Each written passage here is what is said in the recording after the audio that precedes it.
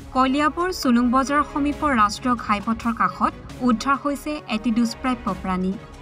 দেওবাৰে সন্ধিয়াৰ ভাগত ইলেক্ট্ৰিক ট্ৰেন্সফৰ্মাৰত হোৱা এটা প্ৰকাণ্ড শব্দ শুনি ঘটনাস্থলীত সমাগম হোৱা ৰাইজে প্ৰত্যক্ষ কৰে এই দুষ্প্ৰাপ্য প্ৰাণীটো। ট্ৰেন্সফৰ্মাৰত লাগি গুৰুতৰভাৱে আহত হয় স্লথ বেৰ বুলি সন্দেহ কৰা এই দুষ্প্ৰাপ্য প্ৰাণীটো। সাধাৰণতে অসমত কেতিয়াও দেখা নোপোৱা এই দুষ্প্ৰাপ্য প্ৰাণীটো বহিৰাজ্যৰ পৰা সুলুং বজাৰলৈ অহা গাড়ীত উঠি অহা বুলি সন্দেহ কৰিছে স্থানীয় ৰাইজে। এই দুষ্প্ৰাপ্য স্লথ বিয়েৰটোৰ বিষয়ে স্থানীয় ৰাইজে ইতিমধ্যে শিলঘাট বন বিভাগক অৱগত কৰিছে। অতি সোনকালেই এই দুষ্প্ৰাপ্য প্ৰাণীটোৰ চিকিৎসা কৰাৰ ব্যৱস্থা কৰিবৰ বাবে বন বিভাগক অনুৰোধ জনাইছে স্থানীয় ৰাইজে।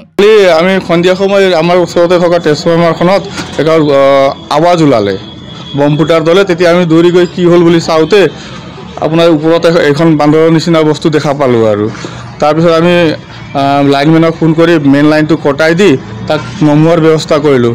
নামিব নোখোজে তেতিয়া বাঁহ চাহ লগাই তাক তলত নমোৱা হ'ল আৰু লাইনে অলপ তাৰ এটা হাতত আঘাত পাইছে আৰু ভালদৰে পাইছে।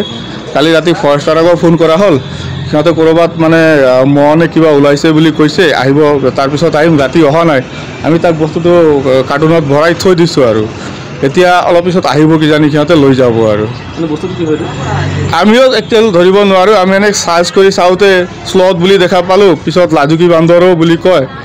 এতিয়া কি হয় বস্তু আৰু তেখেতসকল আহিলেহে গম পাম আৰু দুষ্প্ৰাপ্য আমি ইয়াৰ আগত দেখা নাই। এইখিনি মোক মানে আমাৰ এইখিনি ট্ৰাক ৰখি থাকে, আলুৰ ট্ৰাক ৰখে, বাহিৰৰ পৰা অহা তৰমুজৰ গাড়ী আহি ৰখে, এইবিলাকতে চাগে আহিছে নেকি, খুব সন্দেহ আৰু